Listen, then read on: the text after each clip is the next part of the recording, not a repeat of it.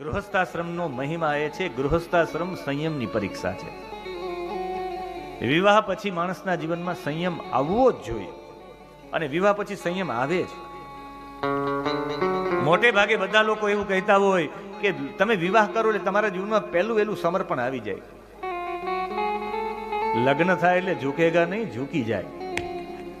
લગ્ન થાય એટલે આપણે એમ થાય કે ઝૂકી ગયા એમ નહીં, સમર્પણ ઊભું થઈ જાય. પુરુષના હૃદયમાં પણ સમર્પણ ઉત્પન્ન થઈ જાય. લગ્ન પહેલા એનું જીવન કેવું હોય, લગ્ન પછી કેવું હોય જોજો. સમર્પણ ઓટોમેટિક ઊભું થઈ જાય. લગ્ન જીવનની આ સૌથી વધારે મીઠાશ છે. સમર્પણ કરતા થઈ જાય બંને લોકો. કદાચ દીકરી પણ સાસરે ન ગઈ ત્યાં સુધી સમર્પણ કર નહીં, હું તો આ જ લઈશ, મારે આ જ જોઈએ એવું કદાચ કરનારી દીકરી હોય, પણ સાસરે જાય તો લગ્ન જીવન ઓટોમેટિક સમર્પણ ઊભું કરી દે છે. લગ્ન જીવનમાં જોડે એટલે સમર્પણ કરતો થઈ જાય સ્વાભાવિક. હું તો એવું કઈ કોઈને સમર્પણ કરતા શીખવું હોય તો વિવાહ કરી લઈ એટલે બધું થઈ જાય, ઓટોમેટિક ગોઠવાઈ જાય. સમર્પણ પહેલું પગથિયું છે ગૃહસ્થાશ્રમનું. એનું બીજું પગથિયું છે એ છે પ્રેમ. તમે ગૃહસ્થાશ્રમમાં પ્રવેશ કરો પછી તમારે પ્રેમ લઈ આવવો ન પડે, પ્રેમ થવા માંડે.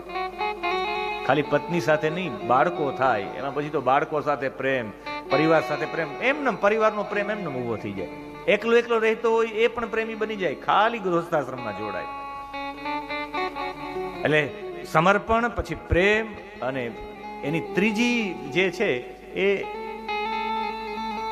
ત્રીજું એનું પગથિયું ને ત્રીજી જે અંતિમ છે એ અદ્વૈતપણું થઈ જાય.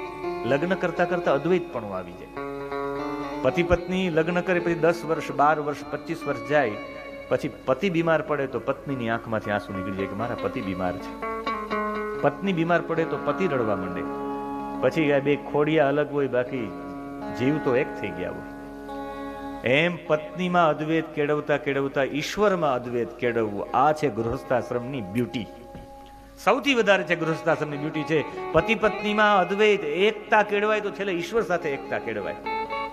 અને છેલ્લે પતિ પત્નીમાં એટલો બધો એકાકાર થઈ. એક વિડીયો હમણાં એક બહાર પડ્યો હતો, એના એક પત્ની બીમાર હોય ને એક બુઢો વ્યક્તિ હાથ પકડીને રડતો હોય. બહુ વિડીયો વાયરલ થયો હતો. આનો મતલબ છે એ પતિ પત્ની બંને વૃદ્ધ ભલે થઈ ગયા પણ બંનેમાં અદ્વૈત થઈ. પતિને કાંટો લાગે ને પત્નીની આંખમાંથી આંસુ પડી જાય. આને શરદી થઈ હોય ને આને રડવું આવી જાય. આ છે અદ્વૈત.